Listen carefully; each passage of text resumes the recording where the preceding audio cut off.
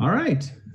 Next up in Terrified Chipmunk is Protecting Your Small or Medium Business from Cyber Attacks by Dr. Jeff. Thank you very much for being here, sir. I want to remind everybody that if you have any questions, please post them in the Terrified Chipmunk Discord channel, and we'll proxy them to him if we have time. And if not, hopefully he'll jump in Discord and chat with us for a while. So, Jeff, thank you so much for being here. Looking forward to your talk, sir. Thank you. Looking forward to sharing a little bit of knowledge with the community. It's a passion of mine. So, quick introduction of who am I? Been married for about 19 years now, have 6 children, and love animals. We have 3 dogs, 2 guinea pigs, 2 goats, and a cat that likes to eat souls. So there are our 2 guinea pigs over here and our 2 goats on a walk this last week during our social isolation. So that was, or social distancing rather, that was a lot of fun. And then here are our dogs, Pixel, Zenith, and Linux, and our cat, Butterscotch. And then I thought it's appropriate just to share the nightmares. I wanted to let everyone have something to keep them awake at night tonight. So you're welcome, by the way. The agenda for this talk is, first we're going to just have a real quick introduction as far as what all is going to be covered. We're going to look at some statistics, talk about some tools, and then have some fun doing the demonstration, and then basically conclude the talk. So the question that came to my mind, I guess, whenever I was thinking of this talk was, why do we need to talk about it? Why do we need to talk about securing small and medium-sized businesses? Well, obviously, most small and medium-sized businesses have a very minimal or non-existent security budget. Just as for instance, my company, Struik Solutions, is a 2-person show. So we don't have dedicated, I guess technically, since we're a cybersecurity company, we do have dedicated security staff.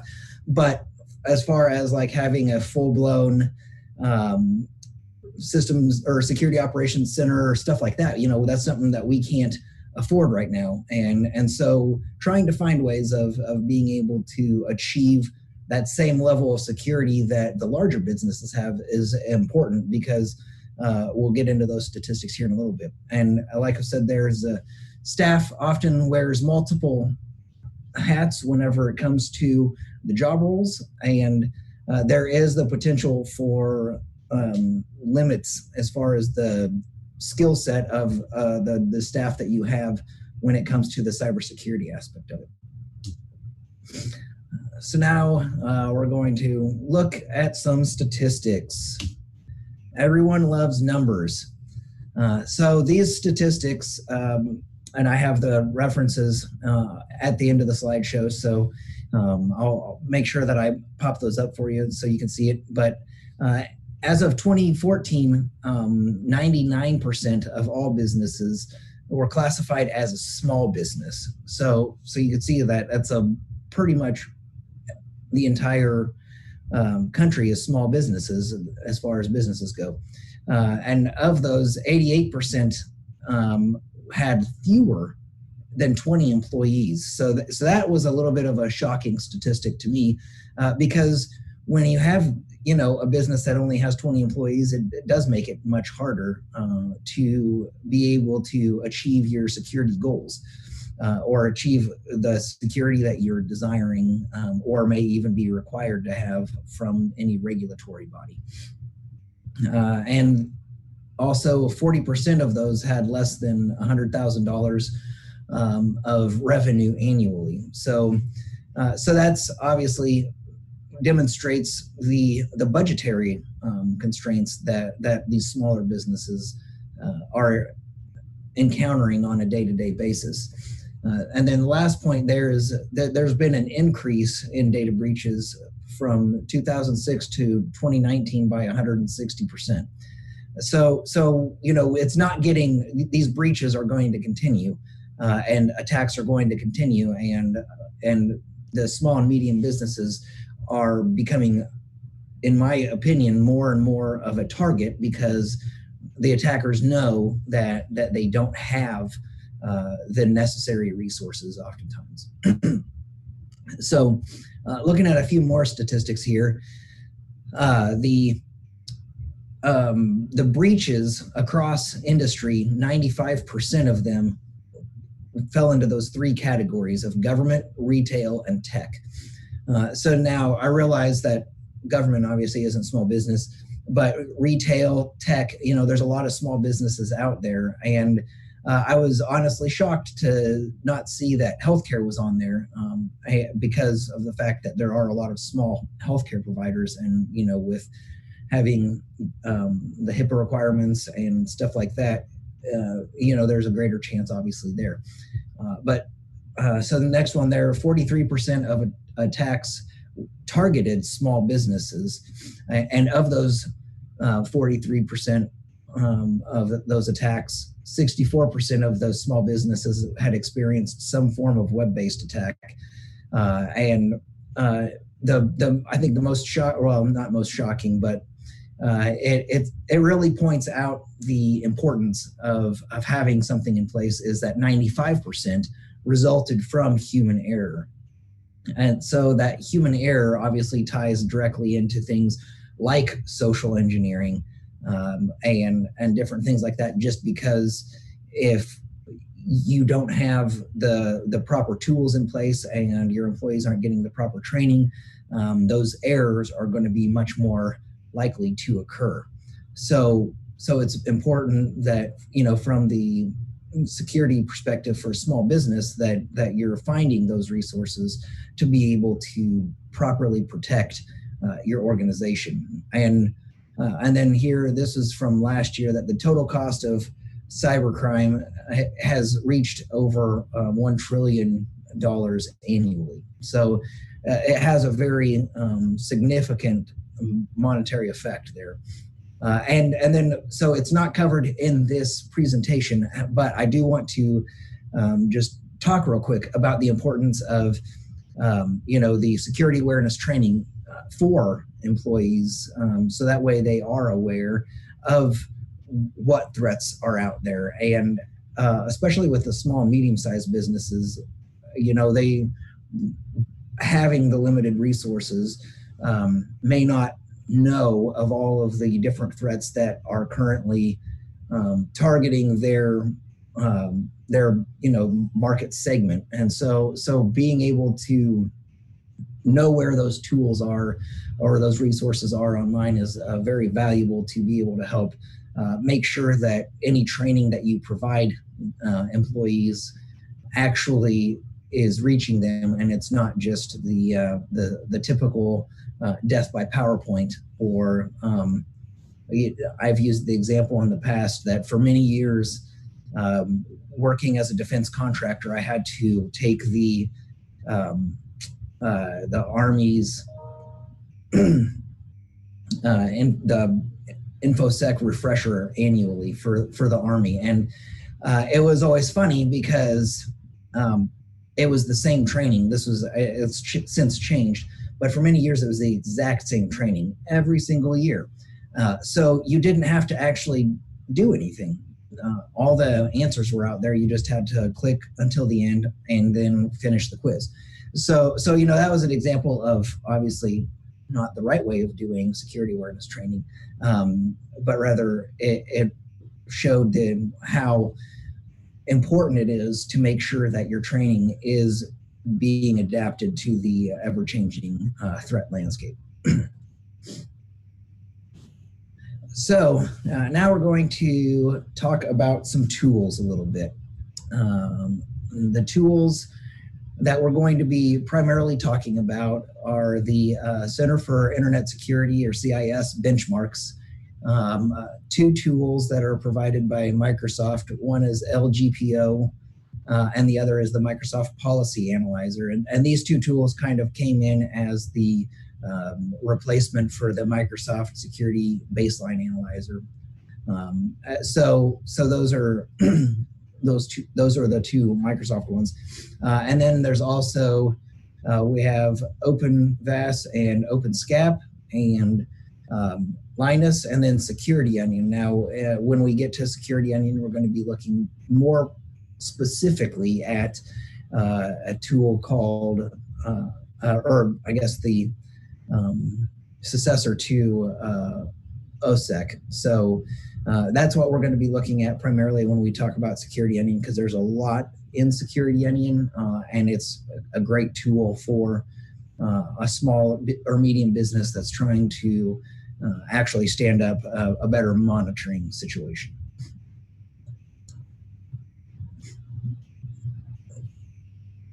So first here are the CIS benchmarks. These are free resources that are provided by the Center for Internet Security, and these benchmarks, they cover a very wide range of software to operating systems to servers. They also have networking gear benchmarks. So they have these benchmarks readily available to the public and free of charge. And one of the things that I want to point out about these the CIS tools in general is they're really, in my mind, more geared towards helping a small business be able to, make those marks as far as security goes. So that way, instead of going and looking at something like, say, the defense industry provided STIGs, or Security Technical Implementation Guidelines, those are very big and clunky, and there's a lot to them. And the CIS benchmarks are kind of a pared down version of that, where it's making sure that you're hitting those security targets, but you're not going to like the level of rigor that the government requires for their stuff. And the same is with when we're talking about the Center for Internet Security, they also provide the CIS controls, and that's similar to like the NIST 853 as far as that correlation with the STIGs to the benchmarks. The CIS controls are a bit more pared down and a kind of, I don't want to say reduced, but it's a smaller set of controls. So that way it's not necessarily easier to achieve, but it makes maybe for a small business that's trying to just get a security program in place, having those CIS controls that are, like 20 controls, is much easier for them to look at that and start executing against that, as opposed to going and trying to look at the NIST 853 or even the 800-171 or the up and coming cyber security maturity model that is being published as well. So the CIS really provides this information, and it's all, like I said, it's all free. It's great for helping small businesses basically get something in place from the security perspective. They do also provide a web-based self-assessment tool called the CIS CSAT, and they do also have free risk assessment method as well. And so before I go any further, I do want to say that I'm not getting paid by CIS to boast on their things. I really love what they do for the security community. I think it's great, and their tools are excellent. So, and they also do provide documentation to help small and medium businesses actually implement controls.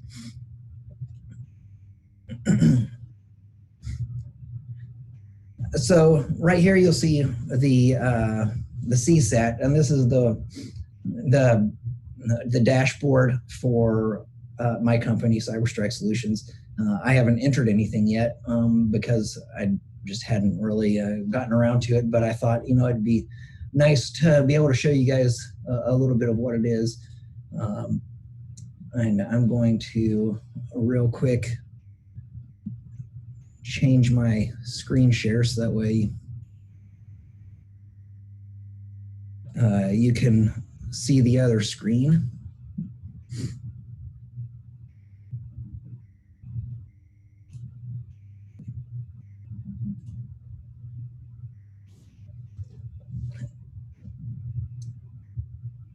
All right. So you should be able to see the dashboard now. Okay, perfect. So here in the dashboard, you basically have the different controls, right? This is, if you click here on all controls, it provides you with basically a Excel spreadsheet type of list of all of the different controls that you have. Coming up here to the dashboard, you'll notice that there's this group one. There's group one, and group two, group one, group two, and group three. So these groups are essentially determined by the size of the organization. And so looking at the groups, like group one is for a small business that has very limited resources, one, and two, they don't really have a lot of, technology in place. So, maybe they don't have a server, maybe they just only have desktop computers or workstations. So instead of having to worry about a bunch of the other controls that would be in, say, like groups 1, 2, and 3, they would only worry about what's in group 1. And so you see you have grayed out here the 18 and 20, and then each of these is going to be pared down a little bit more. And so this tool here is very useful in the perspective that, as a, again, I'm using myself as the example here, as a small business owner, there's a lot that is going on all the time. And so being able to have a tool like this where you can go and look, or, even if it's you have dedicated IT staff, but you don't have dedicated security staff, you can have something like this set up where you have visibility of, what kind of risk assessments are being done. And it kind of helps you with planning, right? Because you're able to go back and look at, how much is being completed, have these been validated, stuff like that. Obviously, since I haven't done any of it yet, I have all zeros. But then, like, if you wanted to add organizations, you could also add organizations. And then down here in the resources, so you can download the controls and the benchmarks as well, and the CIS CAT tool. So that is a desktop tool that is similar, I guess you could say, to what OpenSCAP does, or one of those other SCAP scanners. So it just basically uses that that SCAP type of content and will test your computer and spit out a nice, pretty report for you. And the only thing that I will say is, like, for I'll just click on the controls here. Whenever you go to download the controls, you always have to throw in your information. So that's kind of, less than desirable, but it's better than not having anything out there, right? So yeah, and here's a good, they provide a good definition of the different implementation groups. Implementation group 1, limited resources and limited cybersecurity expertise. 2 has moderate, and then 3 would be more of like your enterprise level type of situation. So, so that is the CIS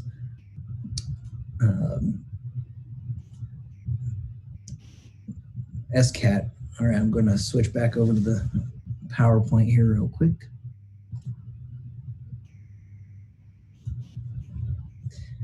All right, so and we did talk about it a little bit. There are other CIS resources that are available. One of the resources that's available, and yeah, I did not include this in the demo just because I wanted to make sure that I had time to kind of go over everything, is the Open Vulnerability Assessment Language. So I'm not sure if everyone is familiar with OVAL. I became familiar with OVAL back when it was still being handled by MITRE. So now the Center for Internet Security is actually maintaining the overall repositories, and they provide basically these XML files or zip files, and it's for tons of platforms. And with Oval, you're able to do things like, your basic inventories of devices to be able to see what software is installed. You can check how many or what patches are installed and what's missing. And then you can also do like vulnerability assessments with this content. So it's very helpful from that perspective that you're able to have a resource like that that's really community driven, right? And is well maintained.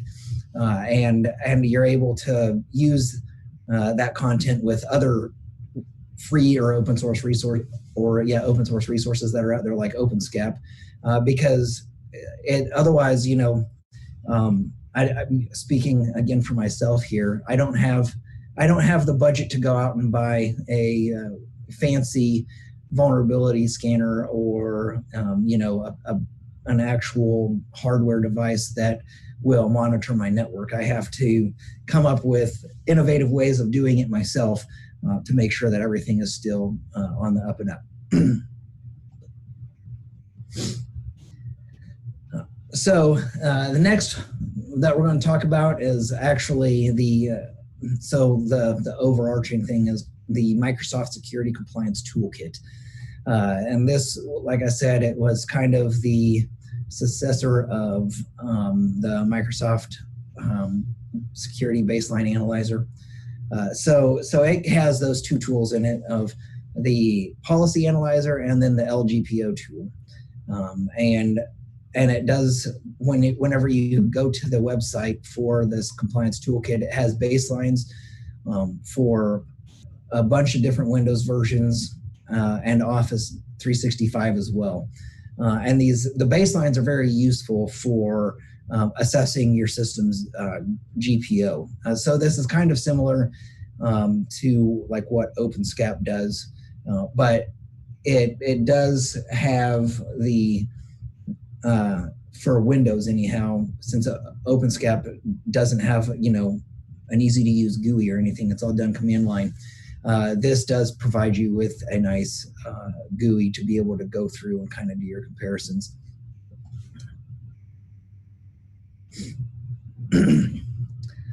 So yeah, it is a standalone tool. So there's no, you don't have to install anything. You can do comparisons between your local policies and what the baseline is, and it'll help you with producing Delta reports and being able to identify any misconfigurations in the local network. And so since it is designed the way it is as a standalone, I haven't done it, but it's something that I think would be relatively easy to do in a Windows-based environment, would be to develop, the scripts to have them run on different machines and then gather everything back.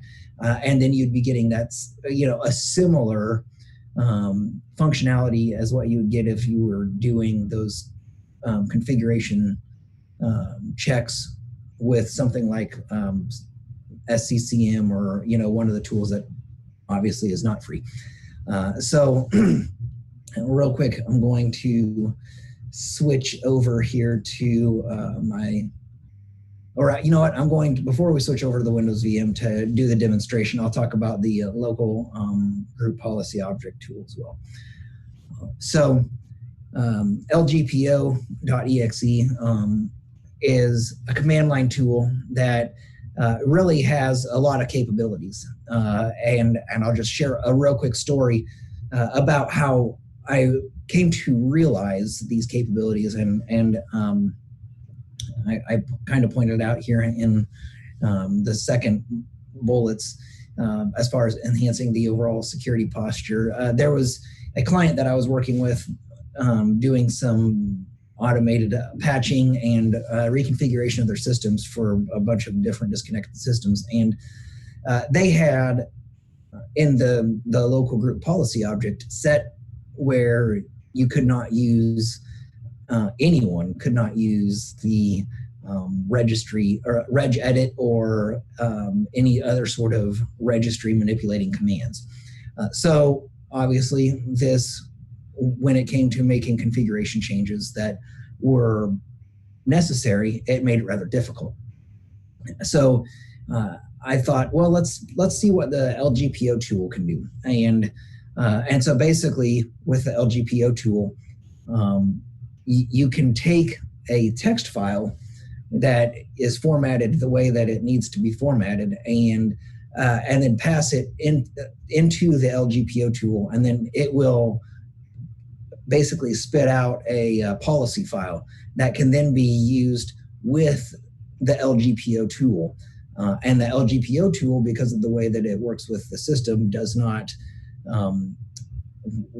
do anything like what regedit does, or just the reg command. So you're able to execute using the LGPO tool without having to lessen your security settings by allowing regedit or something like that. And in this case, obviously, if you are in a situation as a small business where you want to make sure that you have locked down your systems, where changes aren't going to be just made for the sake of being made, having a tool like this is helpful, because then you don't have to allow any sort of access to those registry manipulating tools. You can build out your policy file and then execute the tool and be good to go. So I'm going to real quick share my Windows virtual machine here and give you a real quick demonstration of, so first we'll look at the policy analyzer. And I had ran this earlier today just to make sure that everything works. So I'll just go through adding something here real quick. So here, let's go to I have like this baseline, the 1709 baseline, and edge. So I'll just extract edge to desktop real quick and show you how that works. So you just come in here, and whenever you want to add, you can add it from anything. If you want to add it for computer configuration from a registry.pull, or just adding files simply from the GPO. And that's the easiest way of doing it because it grabs everything. So I just need to go over here to the desktop. I've already added the Windows version 1809. So I can come in here and click on GPOs and select folder. All right, so then it shows me here what the policy name is, and basically the type. It's a computer, not just a user context policy. And then it gives you the path. So you can go ahead and import that, and you just have to give it a policy rules name. So we'll just call it Edge. And now this computer doesn't have Edge on it, or this VM doesn't have Edge on it. So if I come here and I do view compare, or first I have to select local policy and then view compare, it will go through and do the analysis. So, and this is what I was talking about as far as having the nice GUI, because it provides you, with the basically showing you like, oh, whoops, I did not mean to do that. There we go. You can go down here and see like, okay, the default here is failure, and currently this is set to success. And so you can go through here and find any deltas that there may be, as opposed to like for here, password history size. I don't have anything set on this VM right now. So it helps point out things where maybe it was oversights, or maybe, it was someone intentionally went in and changed the system to be able to keep from having to change passwords or whatever, right? And the nice thing is that it does, you can export it either like to Excel or and then keep kind of a running list that way, or you could just have these the policies here and just kind of go over them, on whatever determined basis as a small business you decide is appropriate, to make sure that you're actually tracking the system's configuration, because obviously when configuration changes happen without approval, that's not a good thing, and can lead to lots of problems. So then the and then like you could do after you've run it several times, you could do a view and compare of those two. So that's where the delta tracking is very helpful, because you can go and compare multiple runs already policy analyses, and go and see, are there any changes? Well, obviously I haven't made any changes to any of this, so these are all still the same. But if I were to go in and make changes, then it would catch them. So then the next tool that we would look at is the LGPO tool. And just real quick, get to the desktop. Oops.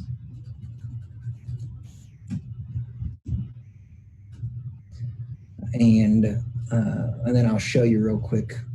So what I decided to do was make a file here that's going to be the demonstration that goes to and addresses basically the speculative execution mitigation settings. And then I also just added in a key here for the OEM information to change the model to hacking machine extraordinaire. Just kind of show you how this thing works. So with this, whenever you're taking in a text file, you start off with the LGPO, and then it's /R for read, and then and then you need to find the text file that you're wanting to use, and then /W for write, and you can write that to wherever you want, obviously. And in this case, I'll do V for verbose. So right here then, and this was a small one, it just really quickly give me this is what all got set. So it just shows you like it's a D word. This one is just a regular string. And so then to apply it, first I'm going to run over here to the control panel and view system. So the model here,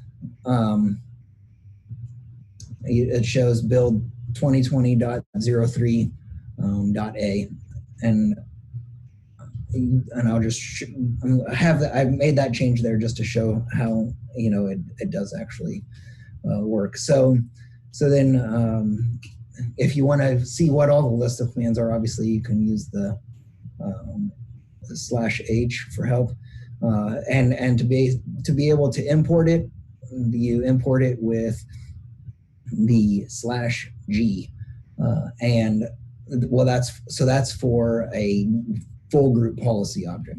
If you're wanting to just import a machine policy file, then it's /M, and user is /U, and so you can go on and see here that they have a whole bunch of different functionality, and yeah, you can also tell it to reboot after you've applied those policies, which you may or may not want to do. So, /m, and then,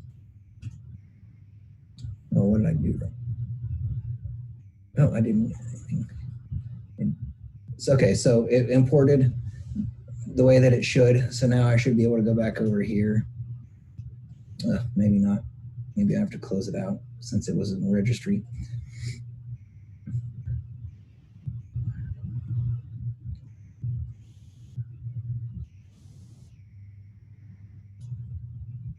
There we go. So just to show, that without having to have access to anything registry related, I was able to then make those changes.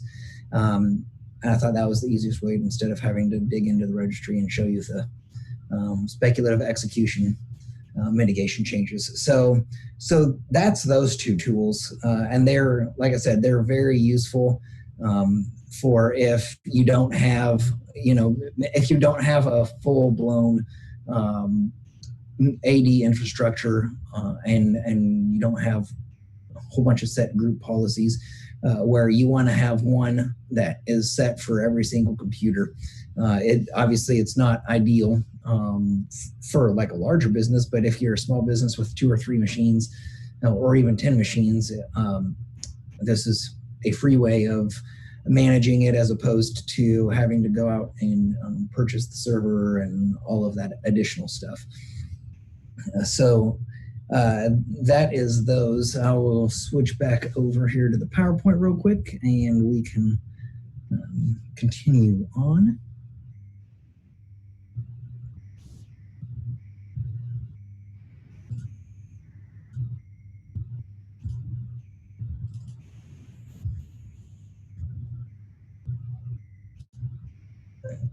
All right, awesome. So now we will get into OpenVAS and OpenSCAP. So most of us have probably heard of OpenVAS at some point. It's kind of the, not free, but, well, I guess there are free versions of it, alternative to Nessus. Obviously, it doesn't have quite as extensive reach as what Nessus has, but it does nonetheless provide you with a great deal of capabilities. It does allow you to automate the vulnerability scanning workflow, which is wonderful, and it can be used against lots of operating systems, and even some of the older systems that you may not be able to scan as easily or as accurately with something like Nessus. And the nice thing is, like, if you don't have the time, which I don't think that, or I think that there's a lot of folks that don't have the time to go and download it and set up a server all on their own, they do provide you at the Greenbone Security Manager website a community edition of a pre-built ISO image that is installable and has everything set up for you. And that's fantastic whenever you're trying to do this on a time budget and a cost budget. So just something nice there. And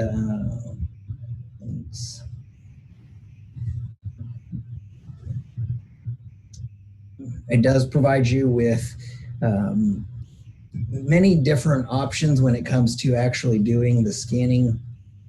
You're able to either do a basic scan where you just throw in the IP address, or you can do more advanced stuff.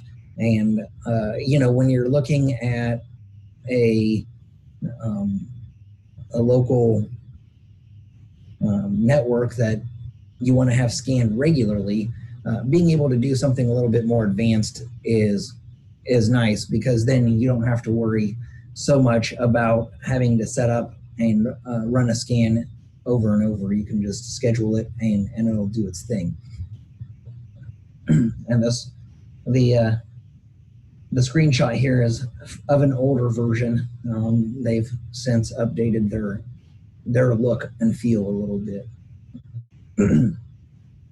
And the next tool there is OpenSCAP. So OpenSCAP is a wonderful tool if you're trying to do, configuration scans to make sure. It's very similar to like what the Microsoft Policy Analyzer does, but it is for multiple platforms. In fact, for Red Hat, they do provide packages for it, and other Linux distros as well provide packages for it, and you're able to basically when you run updates on the system, it'll download the new definitions and be able to give you the feedback as far as the how you are meeting the configuration of like the security best practices. It is NIST certified, so that's a nice thing, because the anyone that works in DoD or has a great deal of interaction with the DoD may be familiar with another tool out there that's similar to OpenSCAP.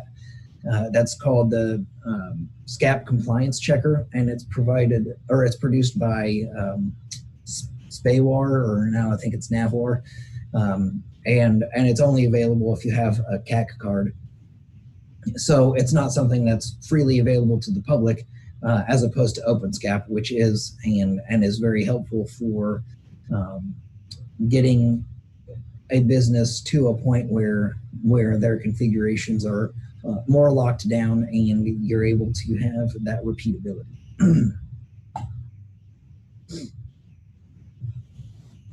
There are multiple tools in the OpenSCAP suite.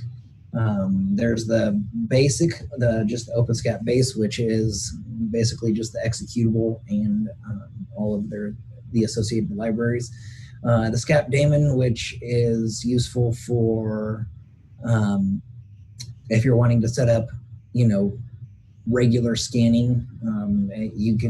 You can have the daemon in there to be able to handle the scheduling instead of having to go and manually run those scans every time. And then there's also the SCAP workbench. SCAP workbench is the GUI basically, and like for Windows, they have it, and you can go and manipulate the SCAP content with it, but for whatever reason you cannot scan your local system. You can only scan remote systems. So I've been in the process of trying to take the latest version of it and build it out to see if they've fixed that.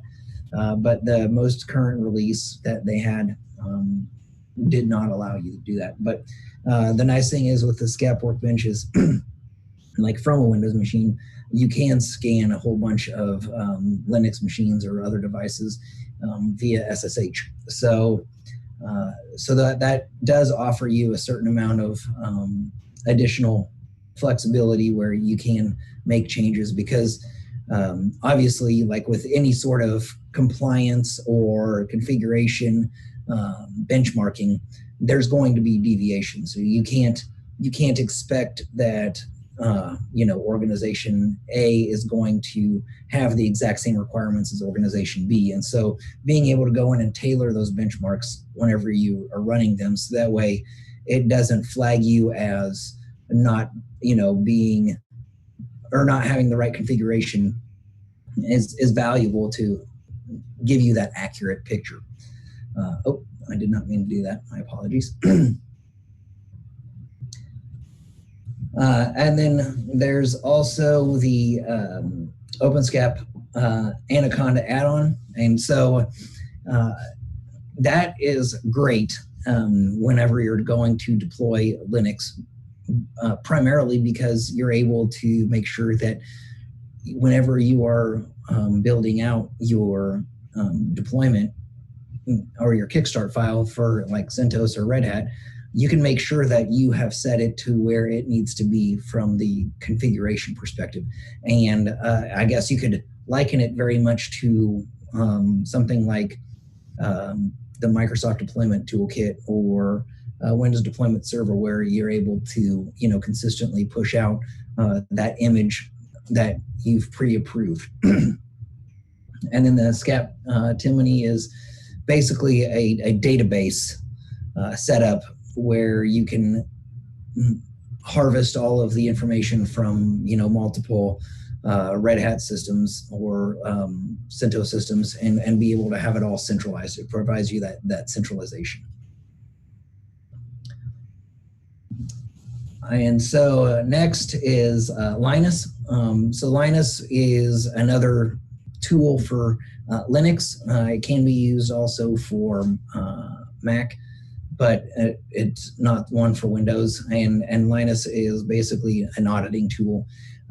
It is free, which is nice, and it's been around for a very long time. So it is a more mature product, and there is a very large community of users that goes along with it. And it does, like I said, has many things in common with the other tools that we've already talked about, but it does have a lower risk of disruption to business services. Anytime you're doing scanning, you do obviously increase the risk of accidentally disrupting business services, but that's one of the points that Linus likes to give, is that they do have a lower risk. And I've ran it on both Linux and Mac, and it does work very well on both.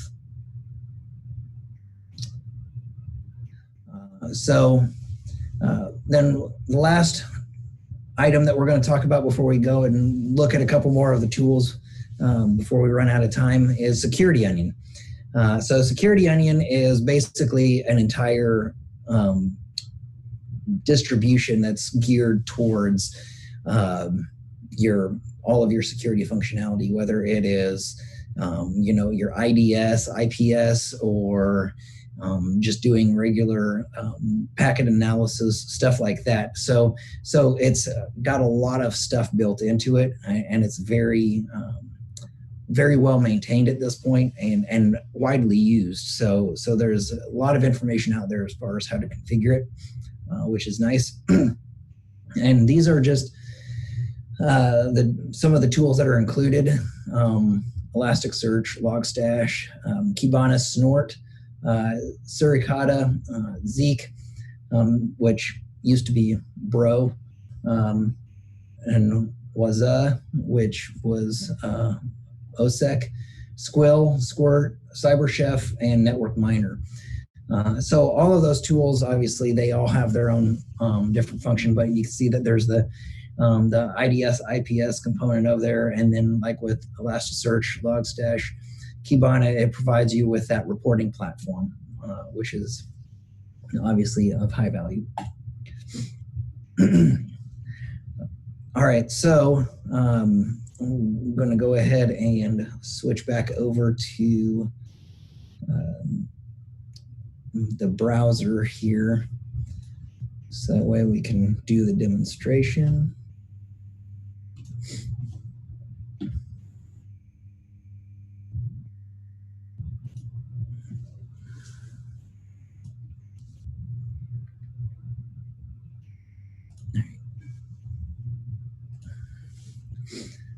So here I am going to first show you just the Greenbone Security Manager. So for anyone that hasn't used it, it is so it used to be a little bit more difficult to use. They've since made it a little bit better, and it's a little bit more user friendly. But here at the dashboard, it provides you with all of the different vulnerabilities that it has. These aren't what has been found. These are all the vulnerabilities it has in the database that it's checking against. And then it shows here, like at the dashboard, how many tasks have been run and what your severity class is. So if I go in here to the tasks, right, you can see that I've got my demo one that I ran, and if I hit just play on there, then it'll go ahead and fire it off again. And excuse me. I'd say then, like, if you go in here to the vulnerabilities, then it provides you the information very similar to like what Nessus does, where the log would basically be the same as informational, and then your low and your medium. So you can sort it there.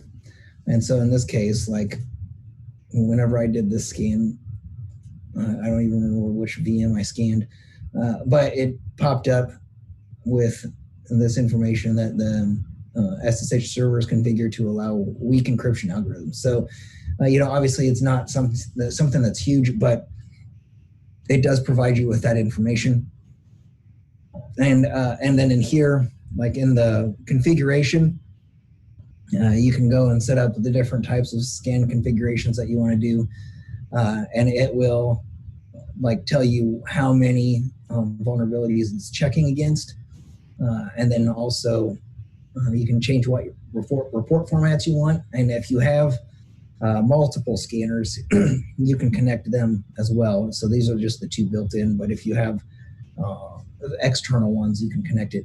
And then like here, you can set up the targets that you want to scan against. So if you're wanting to do schedules, right, then you can set it up here and you also define like the credentials that you're going to be using. And those can be set right there in the credentials tab. And then you can also like come in here, and if you want to look at the specifics, you can dig down into all of that as well. And I haven't done anything for this demo with like the compliance policies or audits. So there's none there, but it does provide you with that capability if you choose to load that out. And in the interest of time, I'm going to real quick hop over here. I didn't get to show OpenSCAP. Well, actually, you know what? I'm going to Nope.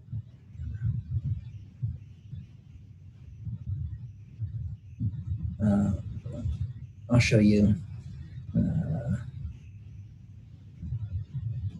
VM died for some reason. I'll just show you part of specifically the WASA from the security onion. So what WASA does is you can deploy these agents, or you install them locally and then register them to the server. And so if we go here, like I can look at various different things like vulnerabilities. If I click on here, as the overview, it shows me nothing because I didn't look at the specific agents. So, but if I like go over here and look at the agents, right, then it shows me how many agents I have and how many are active and disconnected or never connected. So that way you have an awareness from also not just the security perspective, but from the IT management perspective as far as what devices are up and running. So then I can go over here and click on a specific one, right? And it tells me all the information, obviously, about it. And then it provides you with the security configuration assessment, which is handy. And it gives you the benchmark for Windows audit. So then you can come in here and like this virtual machine scored terrible because it's just a wide open virtual machine. I haven't done any sort of actual configuration to it. So I had 10 fail and 22 pass, and then 39 were not applicable. And so you can go through here then, right, and find what passed, what didn't, and be able to have some sort of actionable information instead of playing that, not the whack-a-mole, but not being efficient in the way that you're handling things, because oftentimes if you are going as a smaller business, if you've set up all your devices, if there's a problem in the configuration of one, there's probably that similar problem in others. And likewise, now you can go down here and look at the vulnerabilities. Let's change the last 15 minutes to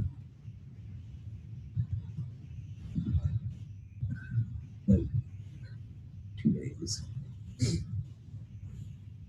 Oh, maybe this one didn't run. I was thinking that one had run. But then, so you can also look at the actual inventory of it. I tell you what all ports are open. Give you all that information for the Windows. It gives you all the KVs that have been installed. And then the integrity monitoring, this is something that's obviously important depending on what kind of organization you, what kind of organization that you are in. But you can come in here and, it gives you a high level, it shows the modified registry keys, stuff like that. And different things that have happened across the machines. So that way, from that visibility perspective, you're able to determine whether or not, is this something that I need to be concerned about, or is this okay? I'll go back over to this one real quick.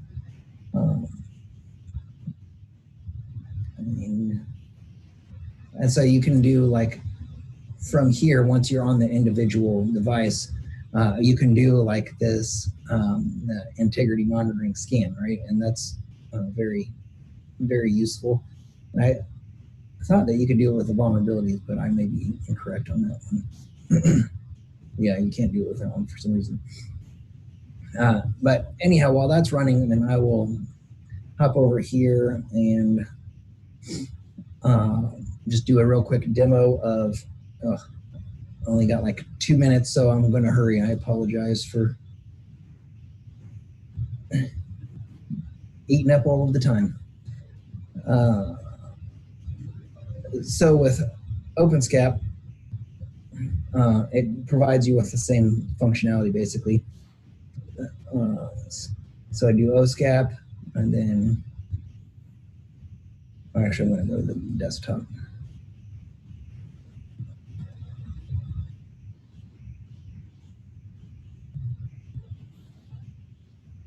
So if you just run OSCAP, then it gives you what all the different commands are. So you could do OSCAP xccdf, and then eval, and if you don't know what to do with eval, TAC-H, and it gives you all of the different options that you can do there. And so in this case, I'm just going to do regular old scan, and we'll just do OSCAP xccdf, eval, and then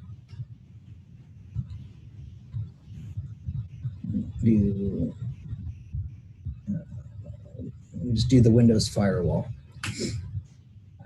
And the Windows firewall one is nothing major, so it was able to process through it very quickly. But so then it looks through, these are the, these are actually the STIGs from DISA, or the Cyber Command, I guess now. So you can see that, obviously it tells you if what passed, what failed, and this can be helpful. And so these two tools are actually free to anyone that wants to get them at it's public.cyber.mil. And it's the STIG viewer, which is another useful tool for just being able to look at what your configuration is and evaluate what needs changed, and kind of help with making that plan of action. So you can import what's called checklists, right? And the OpenSCAP will make those checklists, and you're able to pull that in and look at what passed, what failed in this nice sortable format, and be able to manage it that way. And then the last tool real quick that I wanted to show is the STIG applicability guide. So both of these, like I said, are free. You just have to go to public.cyber.mil and look for the STIG SRG section and then STIG viewing guidance. So this tool is